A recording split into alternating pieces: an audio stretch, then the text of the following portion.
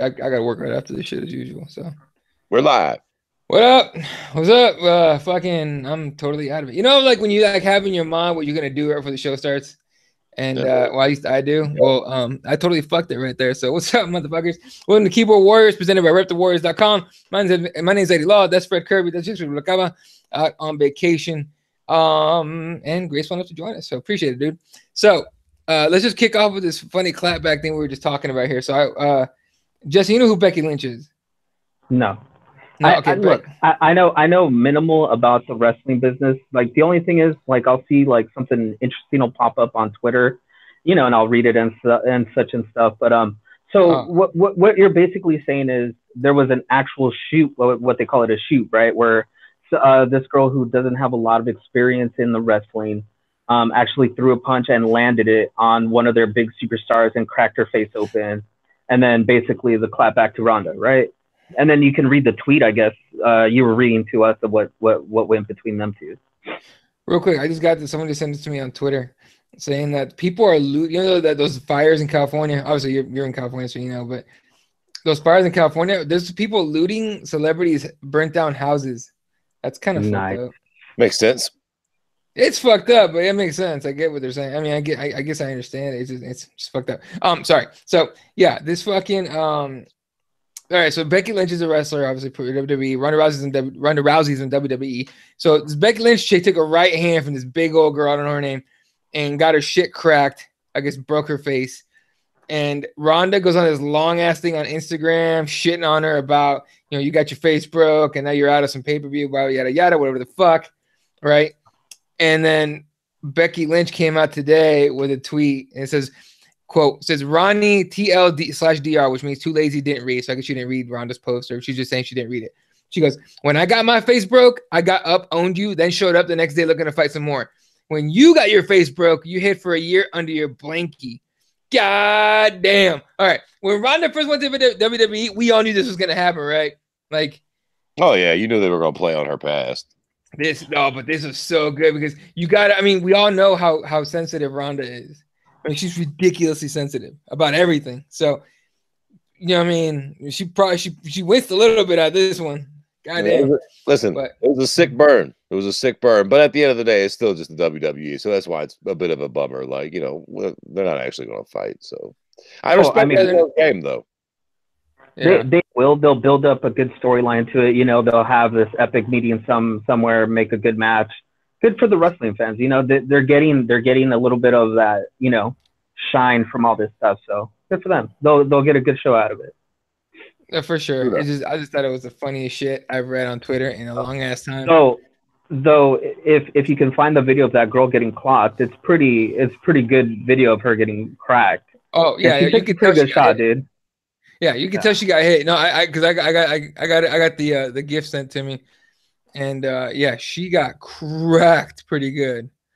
So I'm not I'm not fucking surprised that she broke her face. But I was waiting for someone to come at Ronda about the about getting knocked the fuck out and then disappearing for a year. Hey, speaking of getting knocked out, can we move on to the Denver and that epic knockout with the elbow? Oh, definitely. But let's talk about Cowboy real quick before we get to that. So let's do it. Yeah. So Cowboy against Mike Perry at 170. And obviously, storylines are everywhere. If you guys, we got to rewind to the Joe Rogan Experience even before that. Cowboy was on JRE and explained the entire fucking thing. Mike Perry goes over to Jackson Winklejohn or Jackson Wink, and joins in to be a fighter with them. Well, then they booked this fight. Cowboy Cerrone against Mike Perry. Cowboy Cerrone goes to the head coaches, Jackson and Winklejohn over at in Albuquerque, and tells them, hey, I don't think he should be allowed to train here if we're going to be fighting each other. And according to Cowboy, they said, "Oh, we'll get back to you. We'll talk about it. We'll get back to you." According to Cowboy, he got a phone call from Winklejohn saying, "Hey, we decided to go with Mike Perry." And yeah, and that's when all the drama started. To Cowboy, he had to do his camp back at a bad motherfucker ranch or BMF ranch, how he calls it, in New Mexico. And then up to like leading the week of the fight, him doing the pressers and saying, fuck Mike Winklejohn. There's your clickbait, shit like that. To the fight itself, where he armbarred the shit out of Mike Perry, I think Rogan tweeted out a picture of the arm. It's not actually broken. It's just, there's damage, but it's not like a broken arm. Good. Was that? Just fucked up real good. Oh, he fucked it up. When you go belly down like that, all the weight and the fucking like the strength of your hips like thrusting into the arm, that's a lot in the arm, dude. Like, fuck that shit. So huge win, honestly, for Cowboy. He's going back down to lightweight. It's so big that they're talking about a possible fight with McGregor, which I would watch the fuck out of because that sounds like a fun fight. But let's start off here real quick with the fight itself. Mike Perry against Cowboy Cerrone. Fred, with this whole beef with him and Jackson. Oh, by the way, Winkle John came out with the saltiest fucking like video on Instagram, which nobody took serious. Everyone just laughed at him about it. In the comment section, I mean, I don't know if he turned it off or not, but he should have. Like the comment section would just shit on him his own Instagram post.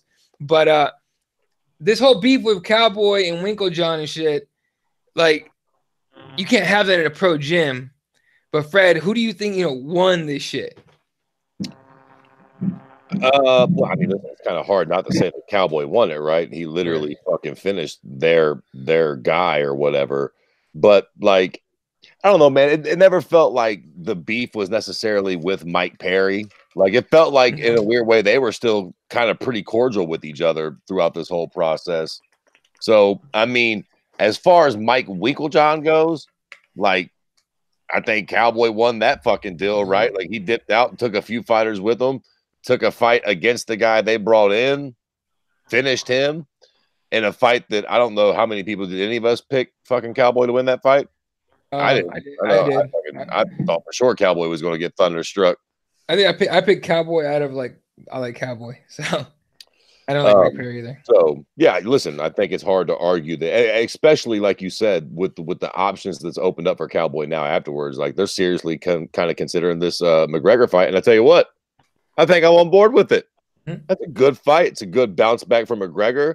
It's a winnable fight for McGregor. It's a winnable fight for Cowboy. So like if McGregor does get that win, it's a credible win that all you little hater. Well, okay.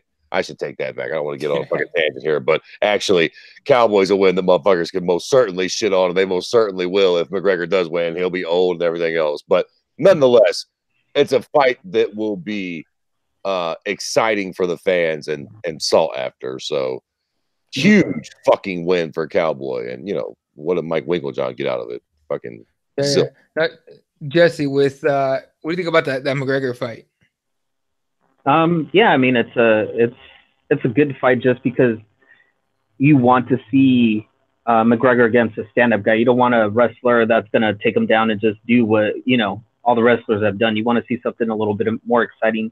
You want to see Conor land that left hand and put someone to sleep. Have a highlight. So I mean it's a perfect fight back for Conor. A lot of people were questioning it, and I also am questioning it. Is that a fight that'll get Conor to come back, and will that be something that the UFC is willing to open up the pocketbooks for? That's a different question that needs to be answered. But, I mean, it's not like McGregor's coming off a win. He got dominated in his last fight. And before that, the boxing match and the entire time off. So I think it's time to get him something to kind of get him back in the good graces of people, get him a nice, exciting fight. And maybe that'll build up hype for, who knows, something exciting in the future. But in regards to the whole Winklejohn camp and all that stuff, I think Winklejohn is showing his true colors here. And I think we all know, because, we were all kind of like wondering, what's the real story there? Like what was really said between everybody? Why was there so much hurt feelings? And, we kind of all like thought that Cowboy was telling the truth, but we didn't really know for sure. I think we now know for sure that it was Cowboy that was definitely telling the truth the entire time, and Winklejohn really just played his hand incorrectly, and now he seems salty, and he seems like that ex-girlfriend that her ex-boyfriend now is successful and is rich and all this stuff, and she's posting blogs about how ugly he is, how dick his is so small and all this stuff, so there it is. Yeah, that's a good point. No, but that Winklejohn post on Instagram, man, it's fucking hilarious, because you're just sitting there going like, dude, you coming up such salty bitch, just take the L, dude. But he goes off on fucking, you're a Cowboy. You didn't help your fellow fighters train. You would just take sparring partners and take them with him. He's a cancer and all this other shit. And at the end, he goes, but if you want to train at a place of pro fighters like Holly Holm and Michelle Watterson and you know, Dawson and all these other guys and John Jones, come on down, you know, to fucking Winkle, you know, Jackson Wing. And the thing is, that alone told me that Cowboy was telling the truth, because Cowboy was saying, like, any dude off the street can come fucking spar with Holly Holm. Right? Like, that was that one video where somebody was sparring with Michelle Watterson and it got kind of crazy. And they went and told Diego Sanchez. And Diego, they're going hard. Okay, I got this. And then that you know, Diego Sanchez went to that dude and fucked him up. That was Mike Perry telling that story on his fucking Instagram or something. Mm-hmm. So I've never heard about that. Yeah. So I mean, I'm like, hey man, fucking Cowboy's right. Not to mention, if you win the fight, you won that shit. And credit to Cowboy for not going off after the fight and saying like, fuck you, Winkle John, a bunch of this shit, like on the microphone or in the cage. Instead, picked up his son and raises him up. And then what I like about this is that he started talking like, so the Cowboy we had in the last 2-3 years was a Cowboy that said, fuck it, I'll fight just to get paid.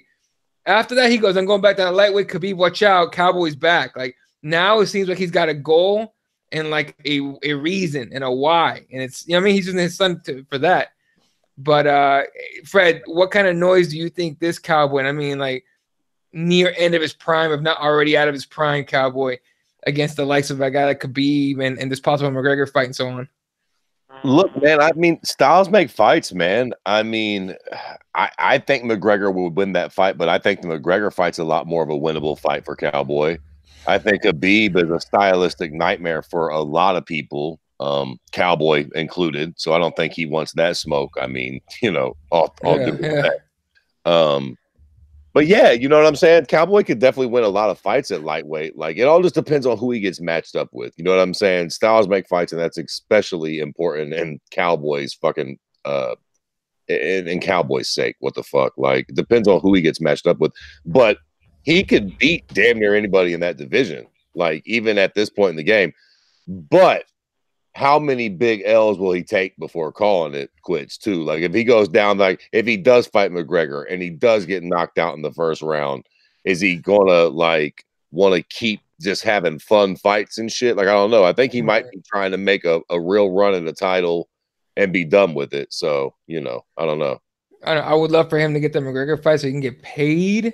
And then he could decide win or lose, he gets paid. And then he could decide, do I really want to keep doing this? Or do I want to like take care of this kid? If he wins, he'll definitely want to keep doing it. Because if he wins, then he positions himself for that Habib fight. And even if he takes his L, he's great. But the question is, if he loses, will he want to keep going at 55? Like, and even if it's not against McGregor, like if he takes one loss at 55, what happens then? But either way, still. And also, I don't think we've mentioned it yet.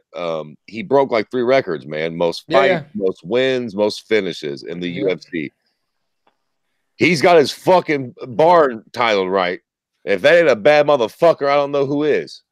Shit, I mean, Jesse, Cowboy's a Hall of Famer, but this, of course, right? But we're at the point. Go ahead. No. You were saying, but. Sorry, I jumped in on you there. No, sorry, go ahead. We had something because I was just going to ask you about what do you think about this whole thing with him going back to that lightweight? I think it could be good for him. Maybe that extra push is going to give him that, you know, that extra drive to get there. You know, maybe he has to diet down a little bit more. Maybe he's figured out at this point. The reason that we don't like Cowboy at 55 is that he's a bit drained, you know. And if the Cowboy drops down and looks strained, isn't, you know, on point with everything, and we see that in his first fight at 55, then maybe, you know, maybe that won't be the right choice for him. But, you know, like you said, this new motivation, his son, you know, wanting to go for a title, you know, before that gave him the drive to become better, to, you know, get over his anxiety better and all that stuff. So, you know, we keep seeing a different evolution of Cowboy, and I think maybe having a family now, having somebody to fight for instead of just for himself and not really caring before, you know, or just, you know, just whatever may happen, wherever the cards may fall attitude. Now it's, I got to do this for my family, my son and all that stuff. And that's a different drive. And maybe that's the drive that Cowboy needed to, you know, get some success, get a title. But Hall of Famer, definitely. And, you know, he should definitely be one of those legacy guys that we don't want to see fighting at Bellator or at Golden Boy Promotions or anything like that. Golden Boy Promotions. And we're gonna talk about that like in a second too, because oh my god, like Hey, that's not this weekend, is it? No. I think it's the 24th. Oh, okay. It's in 2 weeks. And remember, on the undercard, please watch it. Our boy Ricky Palacios is going to be on there throwing some chingazos, as we like to say. So you better tune in and watch him throw down on that. You can skip the main event if you want, but you know. Remember, real quick on a side note, remember when we had that Spanish only show? That's what we called it. And and then a really good friend of ours telling us like, "Yeah, maybe you need to change the name." I remember that. He had a really good point though. I like the name a lot, but he had a really good point. So yeah. Anyway, we need to bring that back one of these days, man. Anyway, yeah. Speaking of Golden Boy Promotions, Frederick in the YouTube comments says we're talking about wrestling. He goes, wrestling is gay as fuck. He goes, a different topic. I've been agreeing with a lot. I've been agreeing with a lot that Tito has said lately, and I feel weird about it. So I don't know if you guys watched it or not, but I guess they had like open workouts for both guys. Yep. Tito looked like Tito normally does. Chuck Liddell's open workout. Not only were you incredibly discouraged if you watch this shit at his ability to fight now, but Tito Ortiz is in the building for it, and he's heckling Chuck like from like 5 feet away, like heckling him, setting up, basically saying like it's gonna be a quick night, it's gonna be a short night. Woo, it's gonna be a short night. And even Frederick says, he goes, God, I hope Chuck is sandbagging. I don't think he's sandbagging, dude. Did you see that shit, Fred? Yeah. Oh my God. I don't know, man. He might be, but I think I don't know. You know, man, in a weird way, this fight may have just got intriguing to me. What? I guess it's just the Chuck Liddell factor. I am a little like I can't. Listen, I'm not fucking paying for it. I'm not gonna bullshit nobody, Jack. I ain't paying. They ain't getting one goddamn copper penny out of Daddy Freddy for that bullshit. But I'll find it around the interweb somewhere. I'll see it. I'm curious. I'm curious. Allegedly, what Chuck looks like these days. What do you think, Jesse? Allegedly. Of course, allegedly. Of course, that goes without saying. Allegedly. Remember, there's that code out there that you could get it half off or whatever. You know, so you know. Anyway, like AOJ donuts. God, I hope. Hey. I man, look, man, I love Chuck Liddell. I don't care for Tito, especially since he blocked me for like speaking truth. But whatever. Like, I don't care for Tito. I like Chuck. Okay, I respect Chuck. I respect both guys, but I respect Chuck like a lot.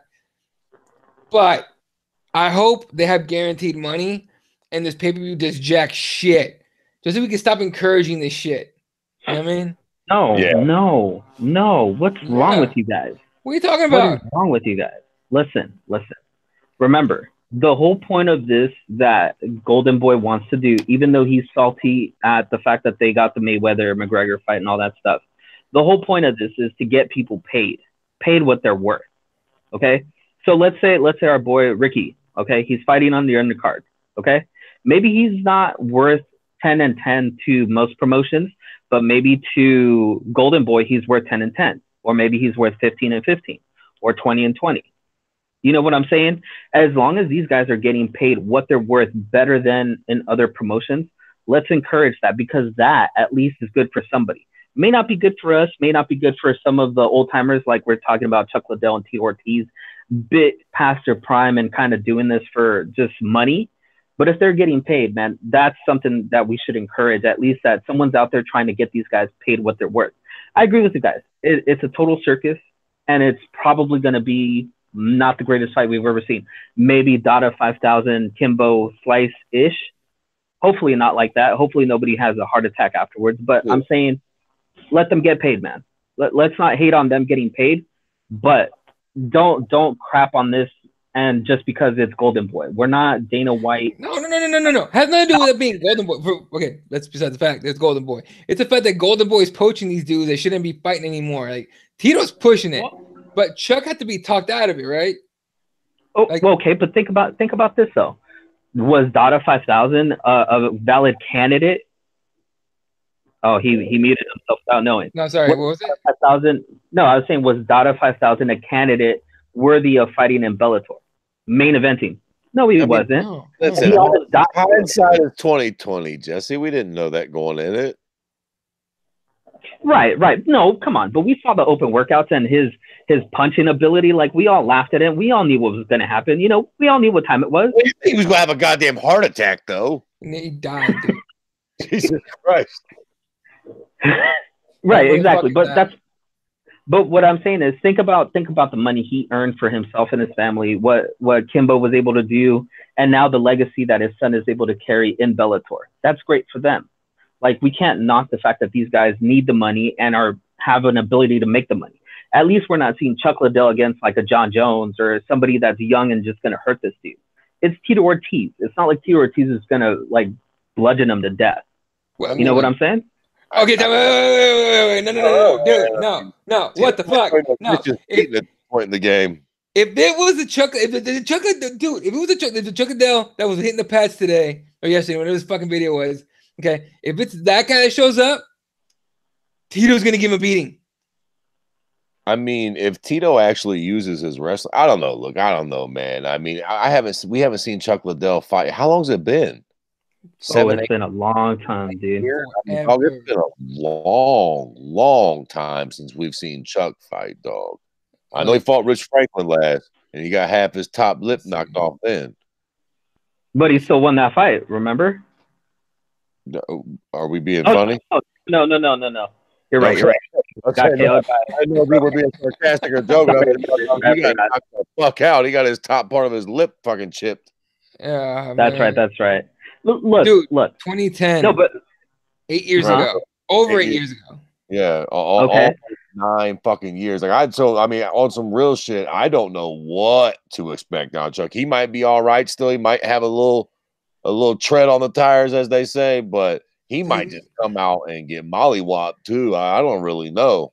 Yo, man, old Chuck is 48 years old, man, and he hasn't fucking fought in 8 years. Who knows if he's been training? I mean, now he's been training, but Eddie, would you say that this is at least a safer route than him fighting a younger guy, a guy like, you know, I don't know, let's say a Minikoff or a MVP or any of those guys? Right. It's safer. What I'm saying is, I hope he got like guaranteed money, so we don't encourage this shit. Like, of course. But that's what I'm saying. Like, if they're getting paid, and because California is one of the disclosed states, right? So we'll be able to see what they're getting paid, you know, disclosed. So at least we'll know if he got paid and if Golden Boy Promotions is for real. You know, if they really want to pay these guys what they're worth. If that's not the case, then the whole thing becomes a sham, and then Golden Boy Promotions goes under because no other MMA fighter is going to fight for them. You know, so we'll find out once this happens. But at least it's not taking advantage of Chuck and Tito by pitting them against some young up and comer that's going to build a name off of them. It's two older, you know, one's still a little bit, you know, he's been more in the game. Tito's been, you know, what was it, like 2-3 years removed from his last fight. He didn't look spectacular. He didn't look like the old Tito. He still had a little pop, you know, he still did his thing. But like I'm saying, at least he's not going to be a young Tito that's just going to run through Chuck and like brutally beat him to death. You know what I'm saying? It should be at least competitive as far as it goes. And listen, at the end of the day, even though Chuck does look like a fucking shell of his former self, Chuck knocked this man out twice too. So it's an interesting fight. I'll give him that. I mean, not interesting enough to pay for, but dude, he knocked him out like a 6th grader's life ago. Okay, for all you that got kids, if your kid's in 6th grade, your kid was born when last time Chuck Liddell fucking fought. Right? Yeah, no, I know, I get that, but nonetheless, like your kid learned how to shit, like how to wipe themselves, how to fucking take the bus, how to brush your teeth. All that shit happens as he fought. Are we fucking serious right now? Hey! I can't do it. We've seen people take, you know, quite a long time. Like, what was it? Dominic Cruz, for a long time, he was out, knee surgeries, all that stuff. I know what you're saying. He's young. You know, Connor, he took quite a long time from MMA. Yes, he came back. I get what you're saying about the age, but think about it. He hasn't been taking a lot of brain damage in the meantime. He's not been like Bob Sapp taking stupid fights against a bear or something or whatever the hell he does. Yeah. And, I wish he did that. Oh my God! I wish he did the fucking ridiculous, like bullshit fights where he was like, all right, round 1, go, ding ding, and then fucking one hit, and then he just fucking fell asleep. Because if it's about money, if that's what we're talking about money, I'd rather go ahead and Bob Sapp route than having to see that shit that happened the other day where they were interviewing him and he was answering a question and then like halfway through the answer he stopped and then he looks at the guy like I forgot what I was talking about. Yeah.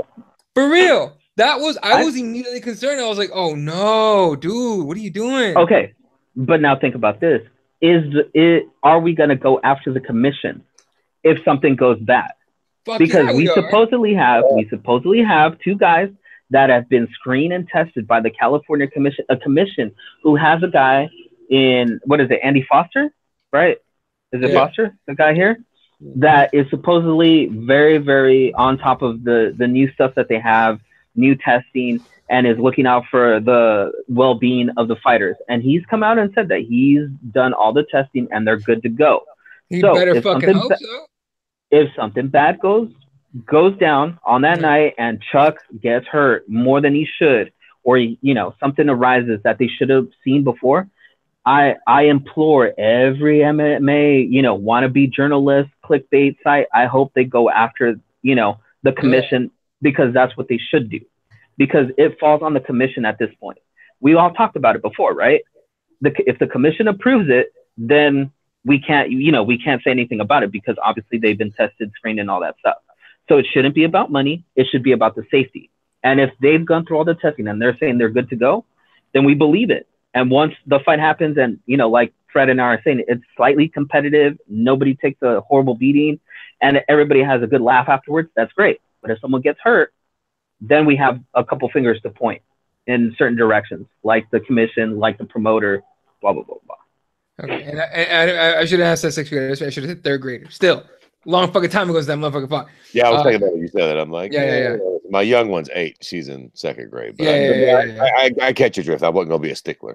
I got you. No, I just stood down. I was like, wait a minute, my math is off. Anyway, he ain't been gone that long, my dude. Yeah, he had to be gone like fucking decade and plus. Fucking popping Molly and snorting cane these days. Oh god, that's scary. You don't scare me, man. I'm not ready for that. Anyway, Frederick says, we know Chuck is fucked up. We know he should not fight anymore. He might not get to enjoy this important money. Yeah, I mean, look, what the I mean, look, Chuck, like, what was his name? Fucking Endeavor. Ari Golden takes over the UFC, and they take everyone's job. They took fucking Chuck's job. I don't know what Chuck did for the UFC, but took his job. Nothing. Or whatever position. He didn't. He just got paid. He was supposed to be one of the guys, kind of like what's the other old timer that's still there right now? Forrest. Yes, Forrest Griffin. Forrest Griffin actually, he's earning his paycheck. He goes to events. He's out there. He's like the spokesperson for the UFC. He's a good person to send. I don't know, to a hospital, to all kind of different events when he can't send Dana White or one of the big boys. He sent Forrest, and Forrest is a good ambassador for the UFC. Right. That's what Chuck was supposed to be doing. Instead, what Chuck was doing blow and taking his hot girlfriend / wife or whatever to all these events and looking just beat to hell by, party, whatever he was doing. You ever seen the video of him taking bumps during the fights? It's fucked up. It's funny my God. Shit. Again, he obviously doesn't know how to handle what he's been through and, handle his money and fame and all this stuff. So obviously we know that this is, this is more for money, right? So maybe, hopefully, because of all this stuff, maybe he'll understand that he needs to take care of himself better. Yeah. And maybe a lesson will be had from this. He'll get beaten, whatever. Who cares? Dude. All I'm saying is that we at least supposedly they've been through all the testing. They're supposed to be safe in this, and they're going to get paid. So let's watch it with cautious eyes, and then after we'll do some Monday morning quarterbacking and see who we have to point the fingers at. Yeah, fair enough. Yeah. Oh fuck, dude. I don't know what to tell you. Anyway, all right. Let's talk about Yair and the elbow. We kind of skipped the topics here. Yair, that fucking elbow. First of all, the fight was pretty fucking good all around, right? And even at the very end, where Yair puts his arms up and Zombie puts his arms up, it's like, all right, let's fucking go. Fucking fist bump.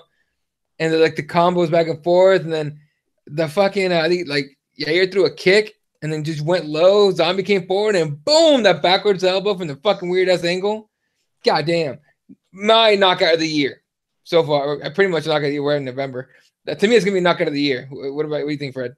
Yeah, well, yeah, that's, I mean, for sure, that's definitely for all of me. That's got a lock on knockout of the year. Not only just because of the move itself, but because of the story, the fact that he was about to lose that fight, and who he did it to, a dude with the nickname of Zombie that never gets starched like that. I mean, he wasn't like hurt; he was fucking out, dead. Sniper rifled like he was. It took them a couple minutes and the goddamn smelling sauce to peel Zombie off the fucking canvas. He was fucking out like a light, Jack. That was beautiful, man. And you know what? I see motherfuckers being like, well, that was a lucky shot, Jack. That was all luck. Fair enough. It might have been luck if Yair was not throwing shit like that all night. He was doing, when you do wild shit like that and it lands, it ain't luck no more. Now, if he had been doing nothing but just throwing jabs and hooks, and then he did that one little move at the end of the fight, it might be, okay, you got a little lucky. Yeah. But he throws shit like that all the time. He threw a bunch of shit throughout the fight like that just didn't land. A couple of them became a cut hair from landing. That one landed right on the money. So there ain't nothing lucky about that, Jack. He threw it and it landed right on the kisser. Fucking good. Knockout of the year for sure. Fuck yeah, Jesse. Yeah, I mean, you know, it was a great knockout, and I agree with Fred. I mean, it definitely was not a lucky shot. I mean, he was looking for a way to finish that fight, you know, and you know that whole sequence is amazing. I don't think it's, for me, it's not knockout of the year. I think I still take the Black Beast over, what was it, Olenek, just because of the way that he was getting just beaten, and then you know last minute Mary to win that fight. For me, I mean, you know that story is great too. So this was definitely the beautiful knockout, like Fred said. I mean, that was just very unexpected. But I think the most interesting part is the fact that you know so many media people and people or fans in general were you know talking bad about Yair, saying he's you know, he's running from people. He's scared. He don't want to fight people. He's washed up and all this stuff. And now Yair on, you know, as Eddie likes to say on most clickbait sites, he's like, you know, fighter of the year, fighter of the millennium. He's the greatest fighter ever. Let's give him a title shot. Now everybody wants to accept Yair. And so all those people can go kick rocks. You know, we've been a fan of Yair, and we knew that if the UFC had let him go, that would have been the biggest mistake that they would have made ever. And now people are starting to realize why he has the hype that he has. So I'm excited to see what his next fight's going to be. Hopefully it's that Zabit fight. That's a fight that would be exciting to see still. Shit. Honestly, I think you hold off on the Zabit fight at this point. Yeah. I mean, don't get me wrong. I want to see it, but I think Zabit's talented enough to get it, and I think he needs another net. Dude, fucking Yair has fucking snuffed out BJ Penn and the Korean Zombie now. Yair needs to chill for a minute or take a big fight. Like Zabit needs to catch up. And don't get me wrong, Zabit might beat Yair, but I'm just saying, as far as like building a big fight, Yair has had way bigger fights. You know what I'm saying? Like Zabit needs a name to catch up. Well, yeah, but I mean, it's also the fact that remember that Yair took on, what was it? Frankie Edgar, and he got mollywopped and destroyed. So I mean, I think both him and Zabit are at that level where they're good against, you know, the lower rung, you know, top 15, top 25, but testing each other, you know, against the top 5 in the division, you know, it might be a little bit too soon. And I think both of them, you know, have the potential to kind of boost each other and bolster each other and give each other that, you know, that helping hand to get to the next level. I mean, listen, at the end of the day, Zabit ain't fought nobody yet. I mean, I like him, but he ain't really fought anybody in the top 10, has he? Yet? Like, Zabit ain't fought nobody that we even really know yet. So, like, he needs at least one name. Like, give him somebody. You know, hustle up Chad Mendez. Give him somebody. And if he wins that fight, then maybe we can talk about the Yair fight. I just don't think Zabit deserves that fight yet. I'm not saying that he couldn't beat dude. If they lined him and Chad Mendez up tomorrow, I would pick Zabit. But like, we need to see it. I need to see it. He needs to beat somebody to prove that shit. Doesn't Zabit have a fight lined up right now, Eddie? Zabit, I think you might be right. It's got to be against some kind of fucking name, don't it? Yeah. I believe so. Okay, listen, boys, I have got to go in like 5 minutes, so right. I want to rant about something before I get the fuck Do off it. here. While you're looking up Zabit's thing, Yeah, go ahead. TJ Dillashaw is going down to flyweight to fight Henry Cejudo for the flyweight belt, even though they dissolved the whole flyweight division. What do you boys make of this? Am I the only one that has no idea what the fuck is going on right now? Honestly, I think they just want to make one super fight down there. Maybe they're hoping that TJ wins that fight. That way they can, he can be champ, the last champ of that division, and then dissolve it. And now you still have the 135 champ, undefeated, went down to basically destroy that division and, put an end to it, conquered that division kind of thing. And then now it's over. I don't know. Hideous. Like, is that really what they're like? That why not just have Cejudo fight him at 35? I mean, this is just the stupidest thing in the world to me. This is about double champ. That's all it's about. Yeah. This is TJ saying, like, I've done you guys favors. I want to be a double champ before I want to be the last 125 champ.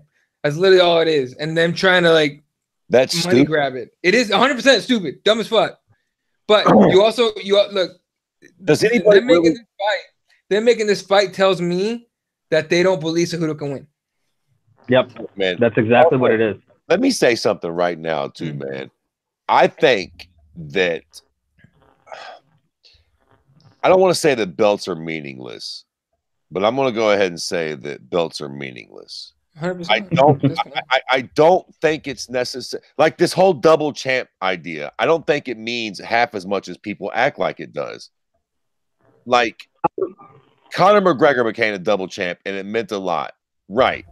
But who did he beat to do it, right? Jose Aldo, the king of a division, the Brazilian fucking god, beat him. And then he beat Eddie Alvarez, a fucking tough and gritty veteran that's been around forever at, the Shark Tank of MMA. That's a big deal. Fucking even back in the day, BJ Penn beating Matt Hughes at 170. That was a huge fucking deal. Matt Hughes was indestructible then. Fucking Daniel Cormier, the champ at 205, moves up to heavyweight. That's as high as they go. Beats the quote-unquote living GOAT at heavyweight. That's a big fucking deal.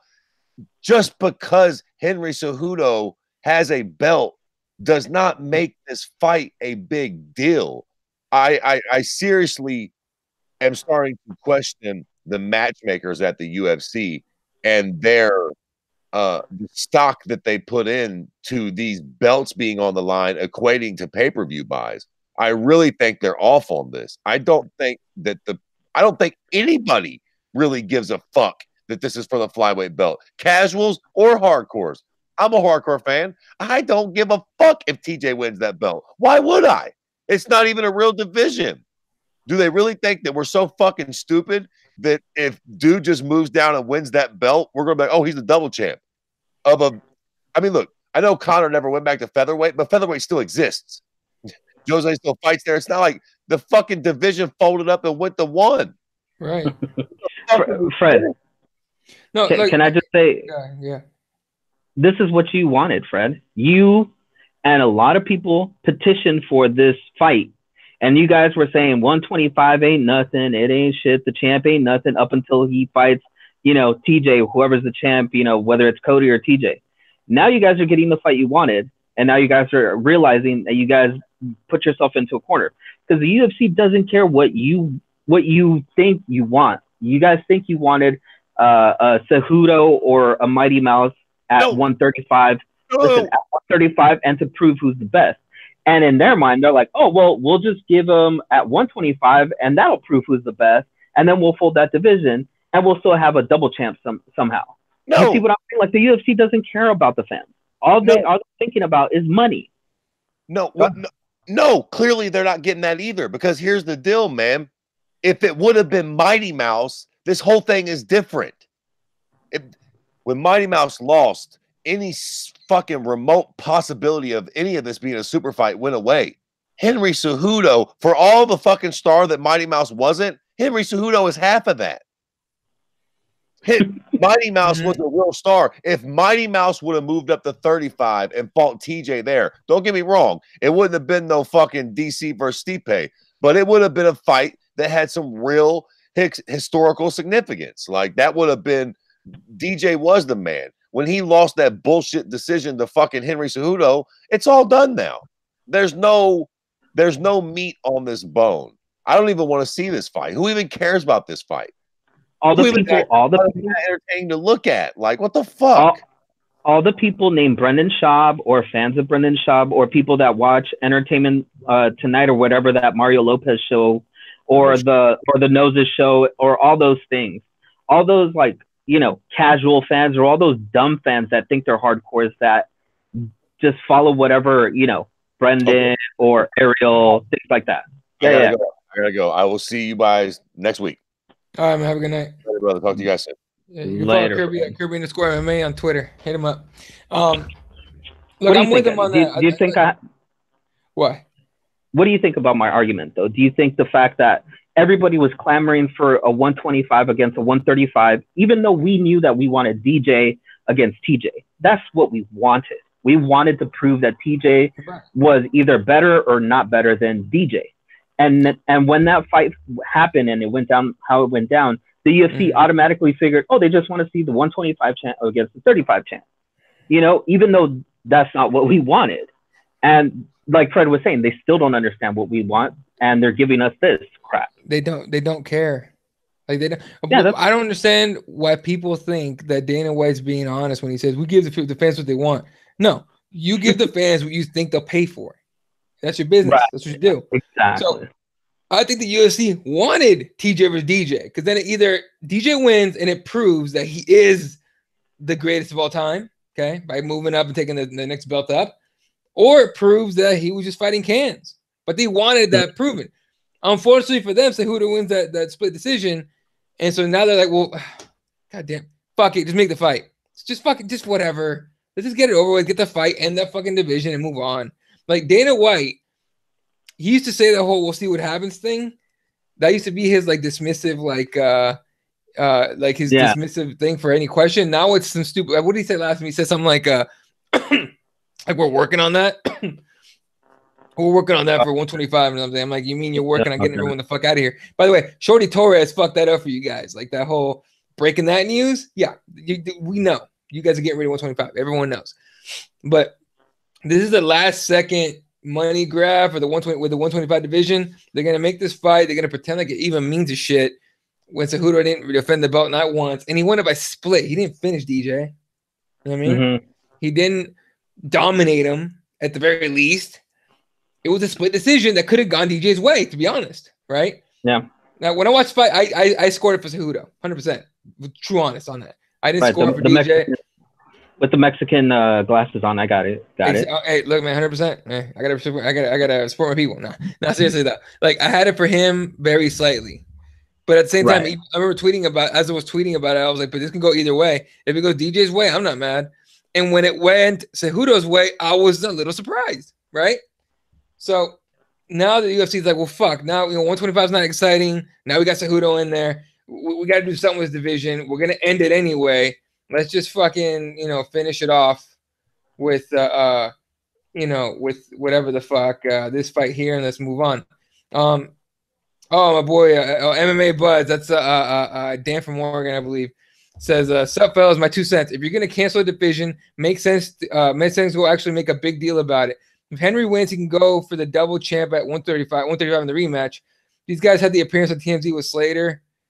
Well, they already sold it to the mainstream media, right? 100%. Well, but wouldn't it have been better to fight at 135? That way, if Cejudo wins at 135, he's already the double champ, and there's no way that he could ever relinquish the 125 belt because he will always be the 125 champion, right? Sure. There's no one to lose it to, and even if they, get rid of the 125 division, it's not like they can be like, well, we stripped him of the title. What title? There's no division. There's nothing. So he remains the champ, always, and he will always be a double champ at 135 if he could keep that belt. That to me would be a better way to end the 125. having the champ move up and kind of defend the honor of the 125 at a different division and keep that title, you know, for as long as possible, whatever, you know. Right. I think, you know, it just is such a farce to say that what we want or what we're giving the fans is something that they wanted. You know, it's not what we wanted, man. And you know, Fred's right. Most hardcores and most fans don't give 2 cents about this fight. 100%. They're gonna have to sell the fuck out of it too. And like Dan was saying, like they already sold it to the mainstream media, and they're gonna buy it somehow, but it's not gonna do what they wanted it to do with DJ and TJ. I think DJ and TJ would have been a much better fight, but unfortunately, they didn't want to pay DJ what he wanted. So what are you gonna do? And that's kind of, you know, their prerogative at that point.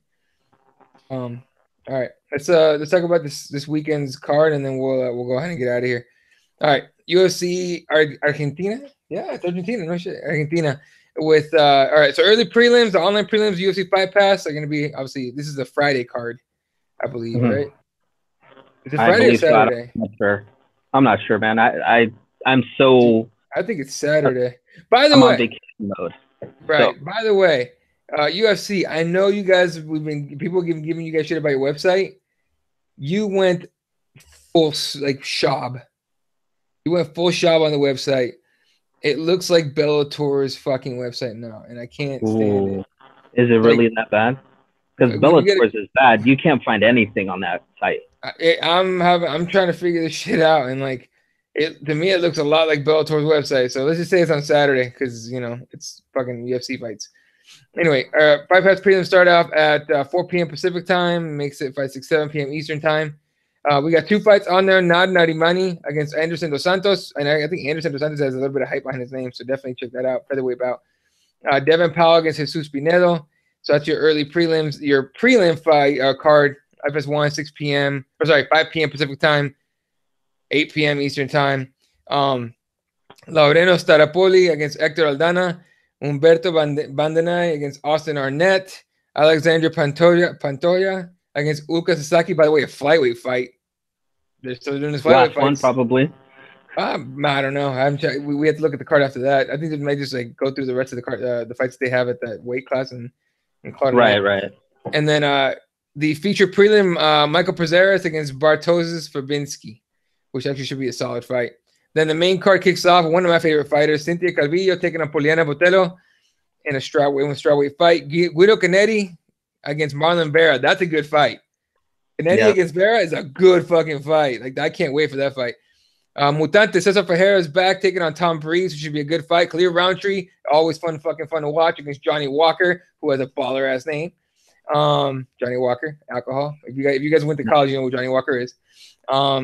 Ricardo Lamas, it comes back against the Damage with the worst tattoo ever, Darren Elkins. Ugh, fuck that tattoo, man. I don't know. I mean, you have to get a license to be a tattoo artist. Someone revoked that motherfucker's license for allowing that shit to happen. And the main event, pretty good. I'm excited about the fight. Neil Magny against Santiago Ponzinibbio. Ponzinibbio is a fucking fun ass striker to watch. Neil Magny has found a way to like hang around. He's had a couple of losses where you're just like, what the fuck, Neil? And then he just somehow comes out and starts it and then just wins the fucking big fight and just hangs around. So it should be a pretty good fight, my opinion. Let's go ahead and just pick the main event. Who you taking there between Magny and Ponzinibbio? I think Ponzinibbio. I think he's a more well-rounded guy. Good striking, really, really good takedowns. You know, really, really good transitions to the jiu-jitsu. We all know that Neil Magny's weakness is his jiu-jitsu, even though he says he trains it all the time and he's, you know, whatever, like a blue belt or whatever. And he's a high-ranking, you know, belt in jiu-jitsu. I forget what belt he is. But he just seems like a white belt once he gets onto the ground. You know, he just seems lost for some reason. It just seems like it doesn't click. So I'm going to go with Ponzinibbio. All right. I'm taking Ponzinibbio on that as well. All right. And then just to clear up here, Chad Mendes is actually – so Zabit wants Chad Mendes. He said that as recent as September is when he said he wanted Chad. Mm-hmm. But Chad Mendes is scheduled to fight at UFC 232 at the end of December 28th, 29th. Against Alexander Volkanovski. So that fight's not happening. Yair did come out and say he wants us to beat rematch or reschedule, but that was a few days before the fight. So now with the kind of hype he's gotten off his knockout. Obviously, the injuries that he couldn't walk out of the octagon, and he won the fight. Okay, Yep. But with the injuries that he sustained in this fight, who knows when he's gonna be back? Yeah, we'll see what's next. I think he's gonna call for something bigger than Zabit, and I kind of hope he does. But we'll find out what happens when that is. So yeah, so this fight, this card, I think Argentina is on Saturday, November 17th. Then I'll go through the next few cards. The one after that, I believe, is the next weekend. Yeah, November 24th. I think same day as Liddell Ortiz. So yeah, VPNs, streams, Instagram, do your thing. But alleged as fuck. Alleged. I don't know what I'm talking about. I'm totally haven't been doing this my entire life, or for at least the last fucking since the UFC's been going on. That's not how VHS though, so I don't know. Anyway, Blades against Ngannou 2. If you're that, right. Ain't much of a hurry to see if Francis Ngannou will actually throw punches this time. He's getting Curtis Blades, who will take his ass down and punch him a million times on the ground. That's the main event. Alistair Overeem's on the card against Sergey Pavlovich. What other names? Alex Morono's on the card. Rashad Coulter's on the card. Lohan Mueller's on the card. Jessica Aguilar's on the card. That's the cards. I think that's actually the entire card right there. So that's in China. So at the fucking 3:30 a.m. start for Pacific time, 6:30 a.m. it's start. a fight pass, right? Yeah, it's a fight night. That's it's got to be Fight Pass. So yeah. Yeah, it's Fight Pass. That one's Fight Pass. Yeah, so it's Fight Pass free. Oh boy, interesting. What were we? We were going past the events, and here we are back, Eddie. Hello. Was I gone? Yeah, you were gone. Fucking. All right, so I mean, obviously, if you've watched the show for longer than a couple of weeks, you know that fucking Google Hangouts turns into a goddamn pumpkin on us usually once a show. Now it's like 3 times a show. So that was number 2. Anyway, all right, fight on November 30th. Dos Anjos against Usman in Vegas for the tough whatever season we're on finale. Obviously, RDA against Kamaru Usman is the main event. Joseph Benavidez is supposed to get Ray Borg in the co-main, but he was injured, unfortunately. And now he gets Alex Perez. And then you get, the cast of Tough. So that's, if you care. Yeah, if you care about that, go for it. I didn't watch Tough for shit, and I don't ever plan to again. So, but me after neither. that, not this season. But Saturday, December 1st, out of Australia, you get UFC Fight Night Dos Santos against Tuivasa, which actually I'm kind of excited about. So JDS against Tai Tuivasa, Mark Hunt against Justin Willis, Shogun against Tyson Pedro, Paul Craig's in the card, Wilson Heiss is in the card. Endless. So the next few cards are going to be solid. This next one's not super exciting, but the next few are the next 2 or 3 are free. So fuck it, do your thing. Yeah. All right. Anything else you want to talk about before we get out of here? No, man. Coming up in the next couple of weeks, Combate Americas, their Copa Combate is coming up here in Fresno, California. So if you're in the Fresno area, please support Combates. They have been very, very generous to us, coming on our show and, allowing us to give tickets away before. So definitely check them out. They're an awesome promotion, up and coming fighters. And it's a 1-night, 8-man tournament on that night. So you're going to get to see one guy take out 3 competitors to win $100,000 in one night. So what's not to love about that? Lots of drama in that. So go check it out. And then I think Bellator is coming up too. I think tomorrow, right? Tomorrow is the Patricky Pitbull against Emmanuel Sanchez, who has been just dominating dudes left and right quietly in Bellator. Nobody talks about Emmanuel Sanchez. He's a good kid, man. Exciting fighter. Support that fight tomorrow, because that kid is he's a solid guy. Rufus Sport guy, also trains with all the Rufus Sport guy over there. What is it? The Pettis brothers, Tyron Woodley. Mm-hmm. So definitely check that fight out. That should be an exciting fight. I know we don't promote Bellator as much as we should, because sometimes they have real bad events or matchups or whatever, but that fight should be a really, really good fight. Most of the time, but whatever. You see, exactly. Patricky said he would trade his brother for Jose Aldo. I don't know if he meant that or not, but I'm a fan of that. Why not? Jose Aldo going there to start leg kicking the shit out of everybody again.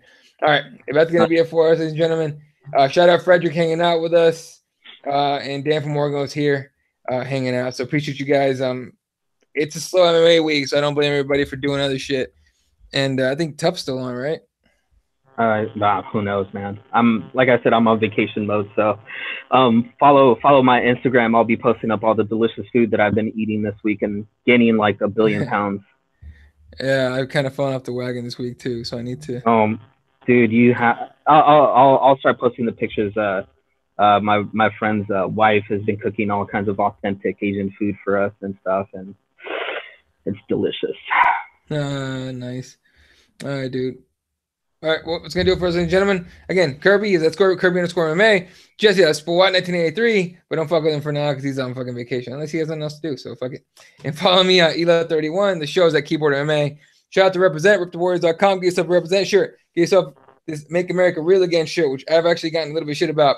Not shit. People got to come up to me like, what does that mean, make it real again? And I go, I mean, it's kind of self-explanatory. Why do I have to spell it out for you? And I had a guy in actual MAGA hat come up to me and be like, that seems like that's like copywritten. I'm like, is your hat copywritten? Well, I don't know, but it's an American hat. Is yours? And I'm like, actually, this was made in California. Did you watch it get made? Actually, yes. Yes, I did. Did you know yours is made in China? No, it's not. And I'm like, do you want to see? And I actually showed him a video. It's at Costco. It was funny shit. And him watching the video, I was like, he just couldn't accept it. So, yeah, whatever. All right. Y'all have a good night. Huh? Awesome. Phone call? I said phone call. That's great. Who the fuck is calling you right now, dude? Fuck. I put my shit on like do not disturb. Anyway. I know. Right, y'all have a good night. Appreciate you guys hanging out. SpicyPros.com, RipTheWarriors.com. Y'all the shit. Catch you guys later. Good night, Wilshire.